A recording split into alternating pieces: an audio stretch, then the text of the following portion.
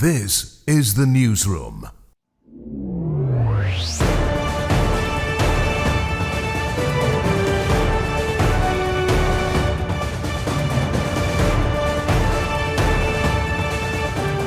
This is the Newsroom for Monday, April 7, 2025. We're broadcasting to you on E1, SKAR TV, NTN, and TARZEE TV in Bartica.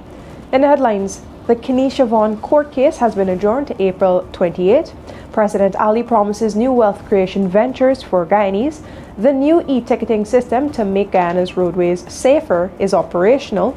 And in sport, government targets development of world-class basketball talents, and DCC crowned First Division champs with resounding win over GCC. With the news, I'm Vrishani Raghbir. Thank you for joining us. More than a month after he was charged and remanded, city businessman Marlon De Silva awaits a preliminary inquiry into the brutal killing of his partner, Kenesha Vaughn. Sharda Bacchus tells us more about the ongoing court case. City businessman Marlon De Silva is accused of brutally shooting and killing his partner, Kenesha Vaughn. She was the mother of a 3-year-old son. The incident occurred on the evening of February 22nd at the couple's diamond housing scheme East Bank Demerara House. De Silva was subsequently charged with murder and is on remand. He is awaiting a preliminary inquiry (PI) into the murder. The case was called on Monday morning before Principal Magistrate Judy Lachman.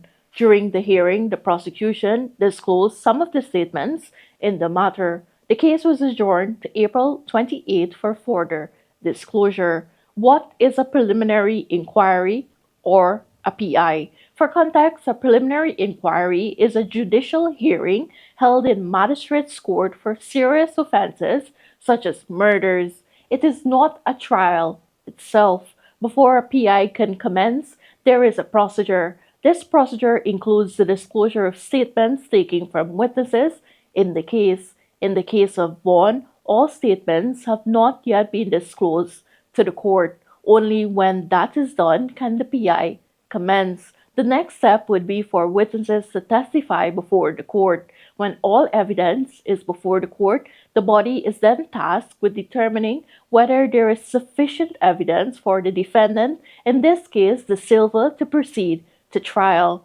That trial is usually conducted in the High Court before a judge.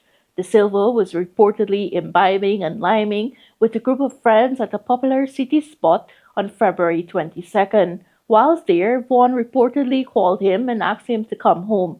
Police reported that he became angry at the request. According to a police report, De Silva and Vaughn had an argument when he got home. The businessman reportedly slapped her.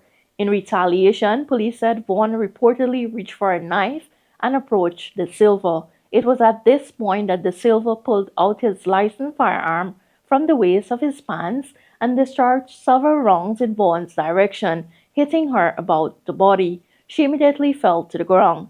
Police ranks were later contacted and Vaughn was taken to the Diamond Hospital where she died while receiving treatment. The incident was captured on CCTV footage, which has since been admitted as evidence. De Silva was charged with murder in keeping with legal advice obtained from the Director of Public Prosecutions, DPP. Reporting for the Newsroom, Sharda Bacchus.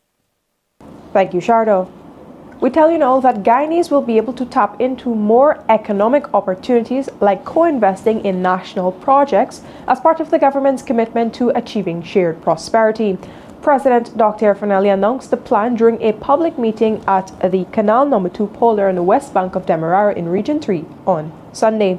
This wealth creation model has the potential to transform the nation's economic landscape and ensure all Guyanese benefit from the country's progress. We are going to identify a series of small, medium, and large-scale projects here in Guyana. And we are going to co-invest from the government with Guyanese. We are going to allow you to invest your money here and in the diaspora in these projects that will give you much more returns than you're getting now. So the new fertilizer plant that will come for national security, everybody will have a chance to invest in that. The national gas company must provide opportunity for every single Guyanese. And we're not going to depend on you to find a way. We are going to invest in financial literacy. We're going to educate the population by street, by community. So as we increase the grants that will come to you, the 100,000 grant, as we increase it, you must see the importance of investing it to build prosperity in your future and build more wealth from those investments. Tandai McAllister, a former member of the People's National Congress Reform's Central Committee, called on scores of Region 3 residents to rally behind President Dr. Fanali and elect him for a second term in office. McAllister spoke at a community engagement in Canal No. 2 West Bank Demerara with President Ali on Sunday. In brief remarks, she expressed much confidence in the president's leadership and backed him for a second term in office. My name is Tandai McAllister. Many of you would know me from 2020 on the other side of the aisle. But I can tell you, I have joined forces with my brother and friend Irfan because I believe in his vision.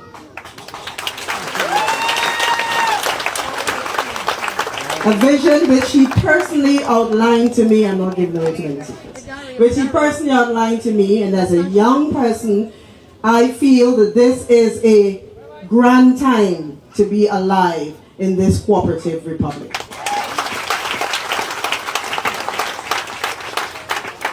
I want to end just where the chairman ended, and to encourage you that these elections that are upcoming will determine the future of this country.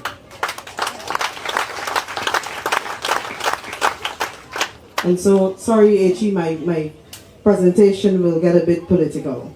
So I want to encourage you to stay the course with my friend and brother. You have seen firsthand the development from 2020 to date. Imagine what he will do with another term.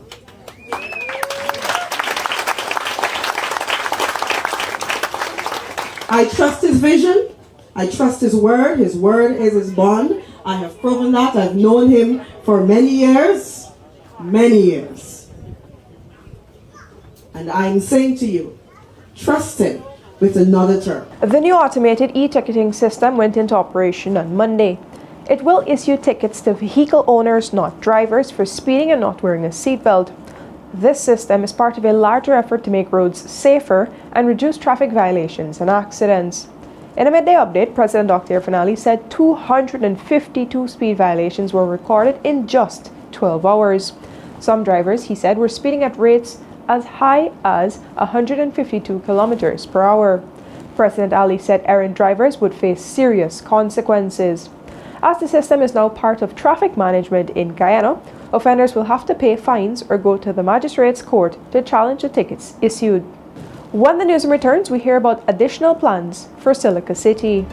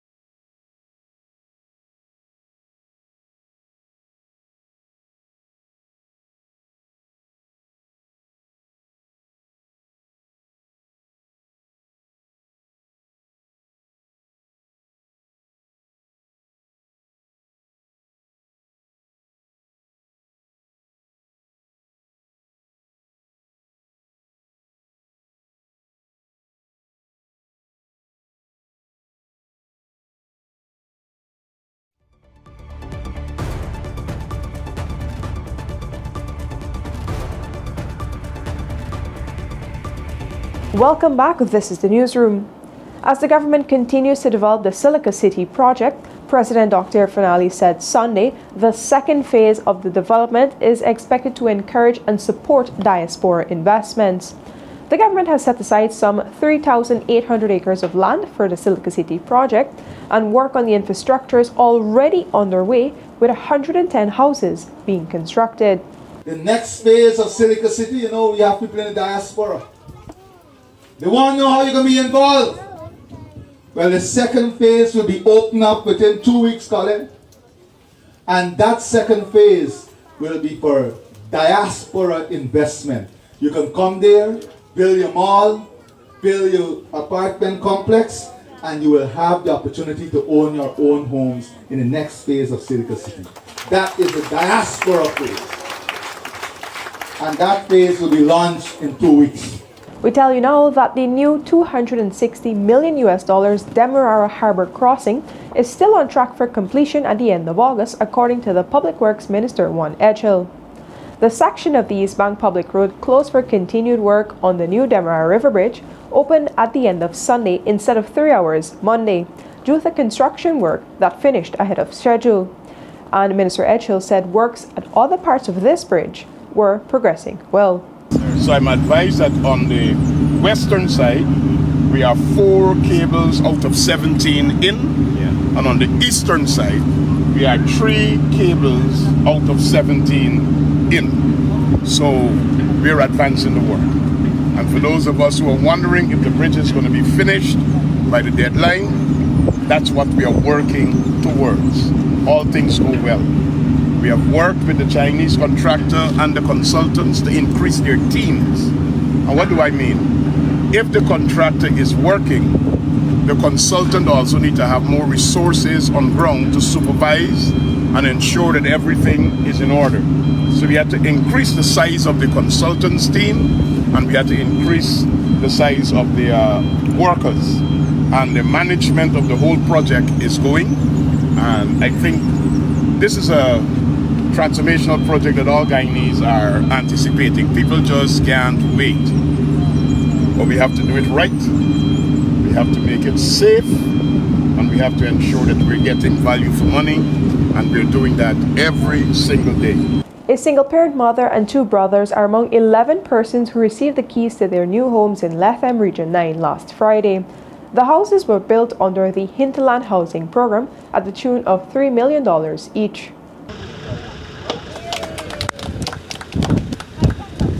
I haven't had like a property the first time I'm having after so many years, and it is a very good feeling to have something to own and call it yours, and you don't have to have that feelings where you will be put out one day or without having a place to go to or stay, So I am happy that I have a home finally. That was Charlotte Hernandez, a single mother of 2. She was among 11 persons who received the keys to their new homes on Friday from Minister of Housing and Water Colin Crowell. The houses, each valued at $3 million, are situated in Culvert City, Lethem. They were built under the Hinterland housing program. Minister of Housing and Water Colin Crowell said to date, 76 of these houses have since been completed and handed over to families. When His Excellency the President announced this initiative right here in Region 9, a figure was provided of 600.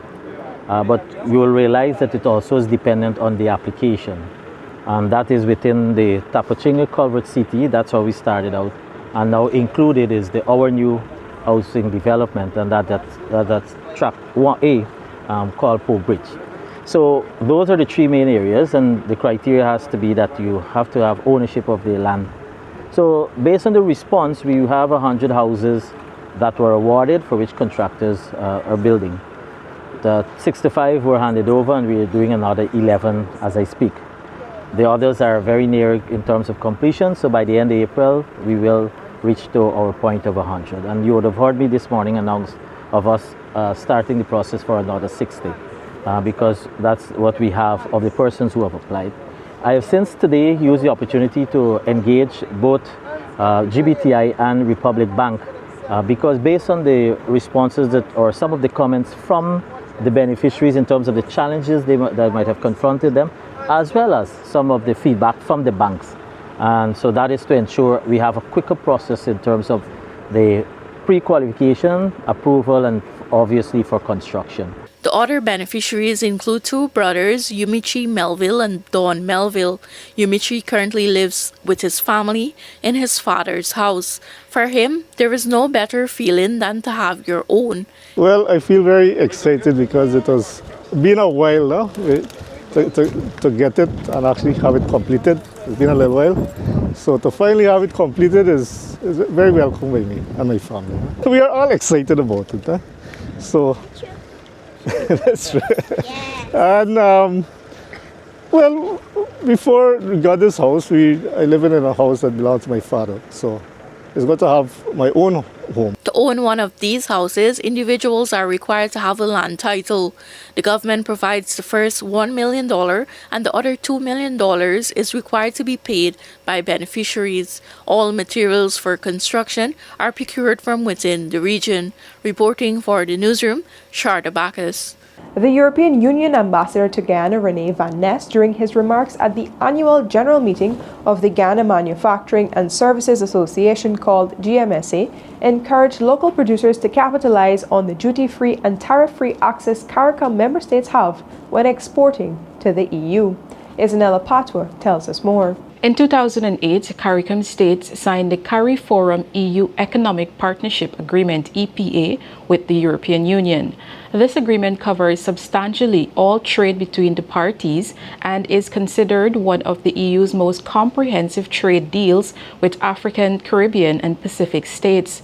On Friday, at the annual general meeting of the Guyana Manufacturing and Services Association (GMSA), EU Ambassador to Guyana René Van Ness reminded local business persons that the agreement allows for duty and tariff-free trade. What that means is that Guyanese European Union much easier, and the ambassador told them to capitalize on that opportunity.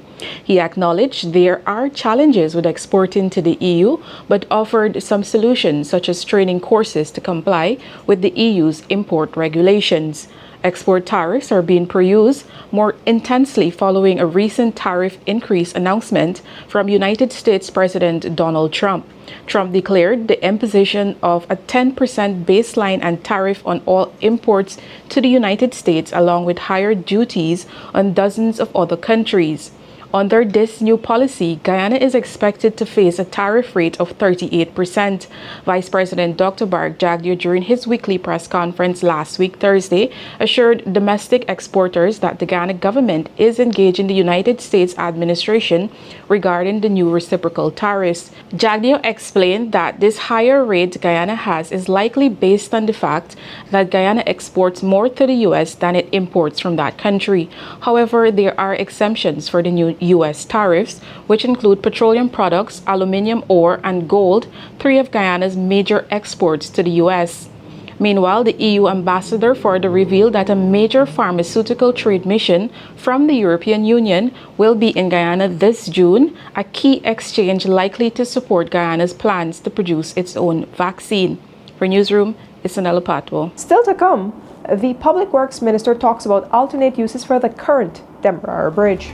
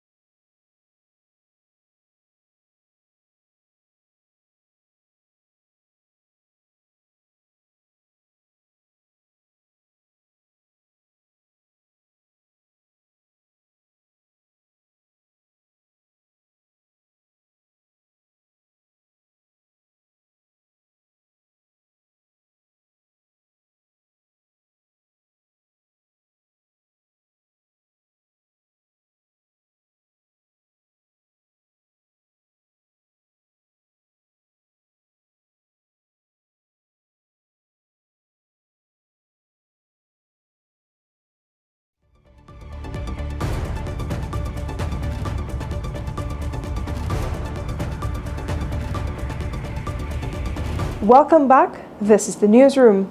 As the construction of the new Demerara Harbour crossing unfolds, the government is still looking at alternate uses for the current Demerara River Bridge. One possible venture is bridging the Berbice River at Kokwani, according to Public Works Minister Juan Edgehill. The gentleman to my right, which is the head of my transport planning unit at the Ministry of Public Works, followed the instructions that I gave him from the cabinet, and he has already gone to Kokwani to examine the possibilities of sections of that bridge to cross the Berbice River at Kokwani. He has brought in his report. I wouldn't want to discuss that report this afternoon right now because we want to make sure we have everything in place before we go public with that report. But he has brought in his report and we're looking at that. The president is very keen about accelerating development in Guyana, and I guess it would be a call at the level of the executive at that time to determine what is priority one, what is priority two, and the rest of it. And there are lots of possibilities.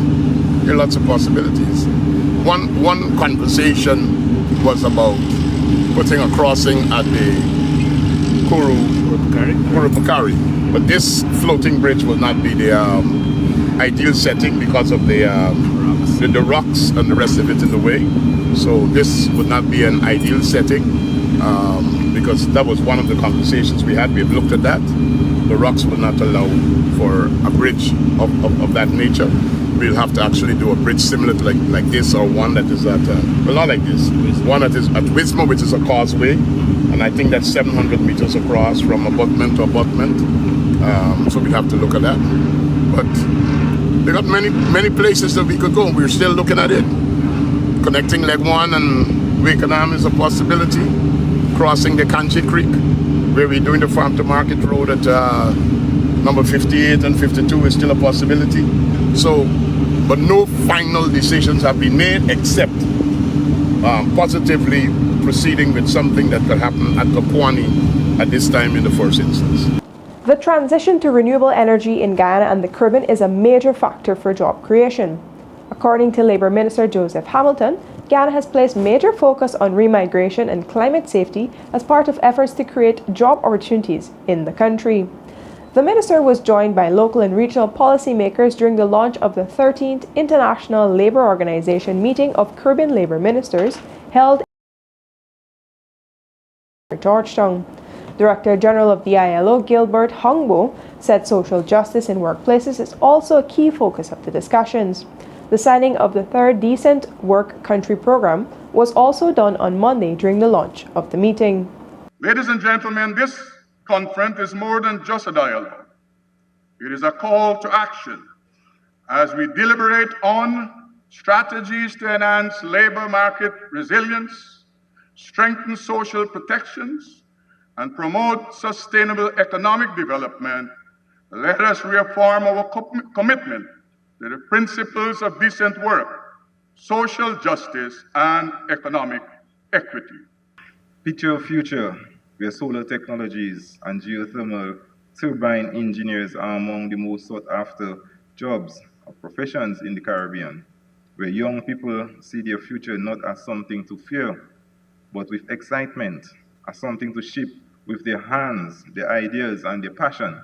This is a critical moment that calls for a renewed commitment to the core values that inspire the creation of ILO: justice, humanity, and peace should guide us as we work toward a new social contract, one that is based on social justice, equitable economic growth, solidarity, and environmental protection.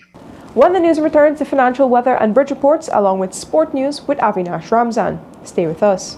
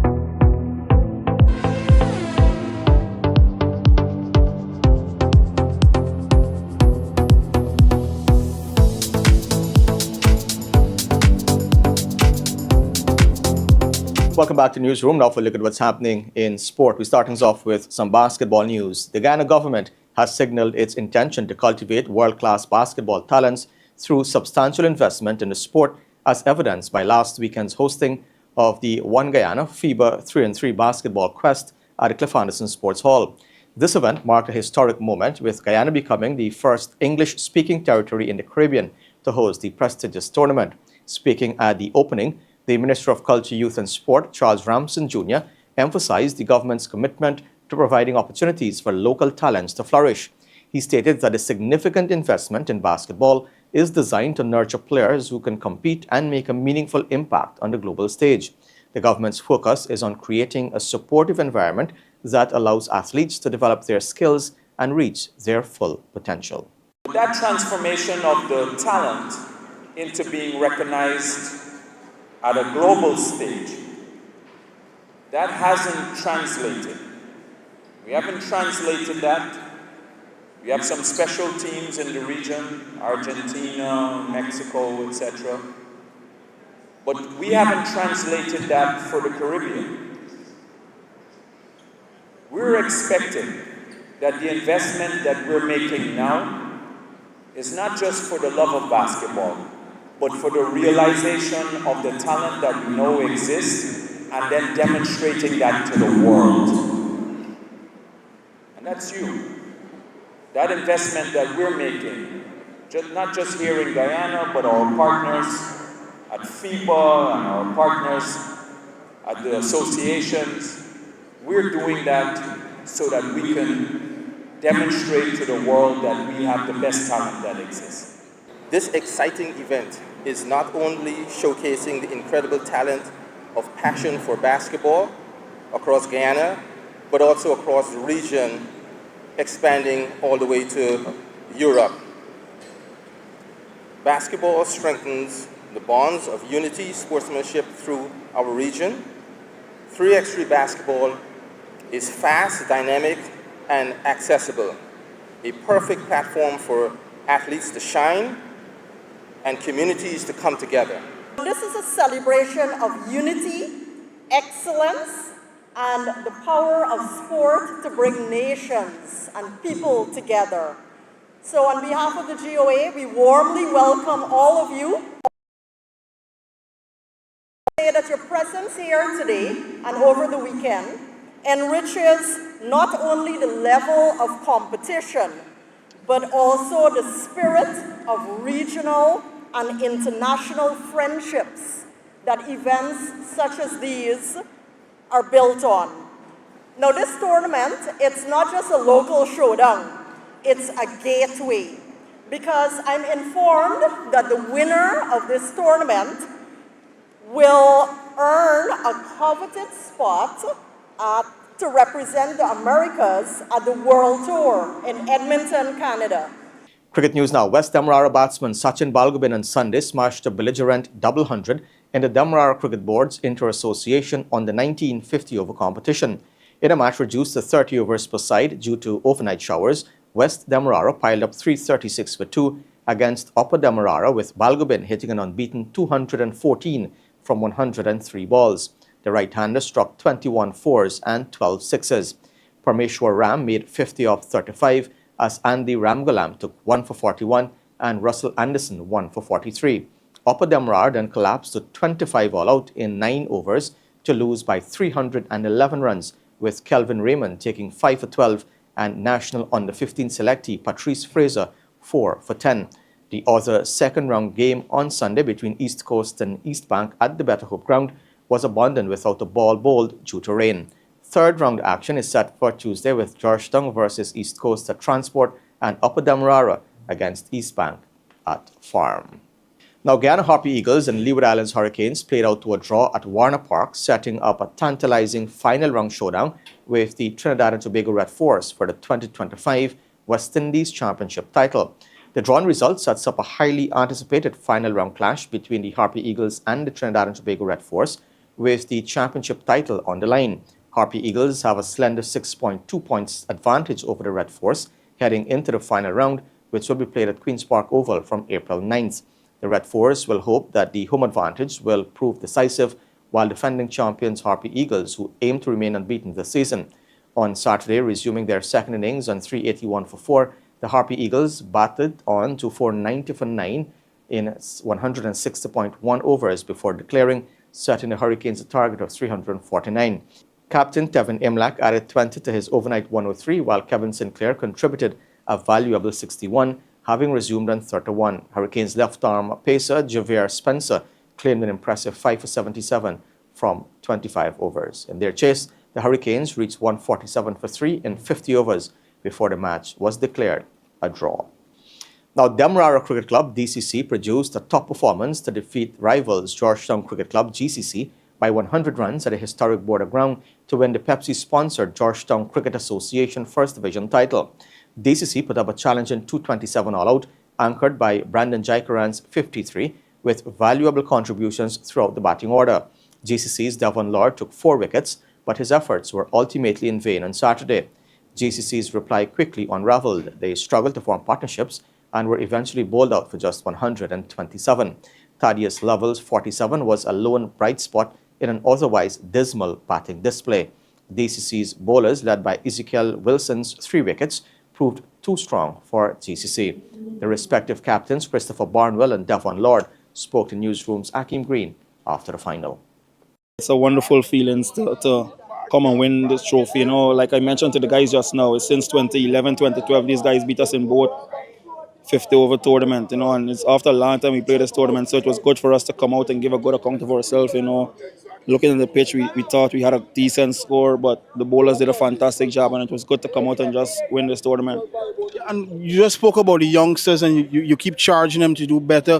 For you, how important is that? Probably seeing the youngsters begin to, take more responsibility, when they're playing first division cricket. Yeah, obviously I think that's my role to mentor them along. You know, when I started my career, the likes of Travis Dowling, Gavin Ned, Edward Burnett, Keith Semple, and those guys were around. So obviously that's my role as a senior first-class player and West Indies player to share the knowledge with them and help them to mature into better players, and don't let them take things for granted. It's just important for us to feed them with good information and even them to ask questions to better their game, But I think we have a talented bunch here, like I mentioned yesterday. We have guys that could come and fill the gap. Although we're missing 3 important players in the team, it's good to show that young Ezekiel and young Mutu, come up and step to the plate. It was fantastic of them. It's just a little few things that they need to work on and develop them game and get into the Guyana team. And certainly from a DCC perspective, there's a next first division tournament ongoing. GCC are hoping that they can get some revenge, but I'm sure you yourself are hoping that DCC could probably redouble this year. Yeah, obviously, we had a very good start to the next competition, but we just don't want to look ahead. We still have one more game to play. We play 6 games, 1-5, and lose 1. So obviously we're in a good space at the moment. We play nice, solid cricket, and it's just generally over the years we've been playing brilliant cricket. It's just not to be boastful or thing, but I think from 2012 to now, I don't think we lost any competition. So it's good from us, and showing that the club is just keep producing players, and that's something we just want to continue with the history and play good cricket and help them along to break into the Guyana team and West Indies team like the greats that passed through the club, Just quickly, where did this one rank? It seems to you in the speech there, this one certainly ranks high. Where does this title rank for you? Yeah, obviously this is a very important one for me. I've won a lot of championship, and even with Guyana, something about the 50 over tournament, just keep eluding me, but it's just good to win this one, I missed the first one that we lost in 2011 due to West Indies duties. I was in the second one in 2012, but couldn't do it for my team 90 out in that game there. So it was just, it was just all that piling up for me to just win this tournament. From the start of the day, I keep mentioning the importance of this game. We need to win this here to just secure every championship in first division cricket in Georgetown. What would you say would have certainly went wrong in this one for GCC? For me, I think our batting let us down. It's not been the best for us for a while now with our batting, so I guess it showed again for us today. Quite I would say, a young bunch of some players I noticed would have played at the youth level for Guyana. What do you make of this young bunch going forward for the club, though? Yeah, it's a bright future, young bunch of guys coming through. They just have to know the strength and the weaknesses, work on the game harder every game and learn from the mistakes that they make in the previous game and, come hard in each game. Certainly a word on Thaddeus, you know, a young talent now breaking into the Harbour Eagles. Probably if he had a couple more partners, could have brought it home for you guys at the end there. But, you know, what do you think about this young talent?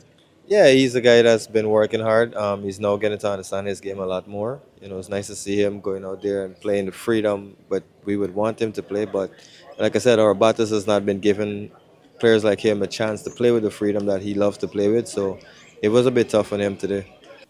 And Amcham, Guyana held its second annual golf tournament on Saturday morning, attracting a significant increase in participants and teams from last year's competition at the Luzignan Golf Course. This year, 26 teams totaling 104 players took to the course as the Chamber continued its efforts to expand networks and build businesses. Last year, 20 teams or 80 players participated in the tournament. Founded by 13 local and overseas persons, Amcham now has on record 225 members. Its purpose is to bring Guyanese and U.S. companies together to create avenues for growth. President of Amcham Guyana, Devendra Kisoon, Project Coordinator Tandy Rampusod, and Executive Director Richard Leo spoke to Newsroom about the event on Saturday. Newsroom's Jeremy Jagrup was on hand to capture these scenes. Enjoy. See you back here tomorrow.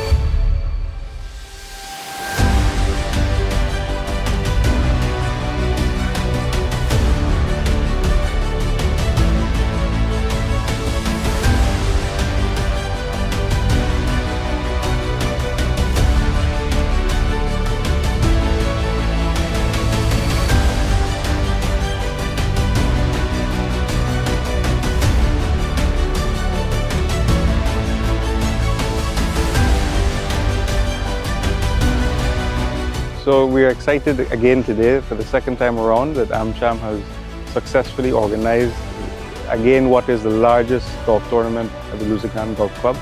We have 26 teams that are fielding with approximately 108 players, and the event was oversubscribed to the point where persons were asking to sponsor spectator places. So we were very proud of that. Everyone got here very early this morning, starting at 6. We've teed off successfully. The corporate community has reacted positively to this event. As you can see from our sponsorship boards, most of the major companies in Guyana are supporting the Chamber and this networking opportunity. Deals have already started to progress this morning. From very early this morning, we've observed companies who haven't had a chance to meet are doing so currently, are having side meetings at the sides of the golf tournament, and we hope that everyone is fruitful and successful. Well, certainly from the perspective of the success of the Chamber's membership has grown significantly. We are approximately 225 members, which increases the opportunity for persons to meet. The persons that have come to sponsor here consist evenly of US companies doing business in Guyana and large Guyanese companies doing business in Guyana. So, for example, transportation companies are able to speak with CEOs, which they ordinarily would not get a chance to meet in a busy commercial week. Entertainment and luxury providers, local providers, are able to meet event planning personnel. So from that perspective, there's lots of synergies between the local business community and the American business community. Really excited to see, last year we had a few female players within teams. This year that number has increased. I think we have over 15 female players total, and we actually have an all-female team, so really excited to see that. And to help with that, we actually put in a special rule, so there's an incentive for teams that have female players. We gave 2 mulligans or free shots for any team with female players on them. And overall we had an increase as well. Last year we had about 20 teams, so just over 80 players. This year we have 104 players, 26 teams in total. We have our 2 main sponsors that I'd like to thank, Cyrils Transportation and SBM Offshore, as our title sponsors, and then we have 9 of our whole sponsors that I'd like to thank as well. I believe that what we are building is a great tradition which represents US values, but more so connecting more US companies with local players. And this event actually, I think that with the growth of American companies in Guyana and so many golfers, we were oversubscribed for this event. And that alone tells you that perhaps maybe Guyana needs another golf course. I've already fielded some inquiries for firms willing to invest more into Guyana, and I view this as an event which can take off further for future growth of Guyana in terms of building more business facilitation, but also attracting investment. Who knows, maybe we could do a trade mission at one of these, never know.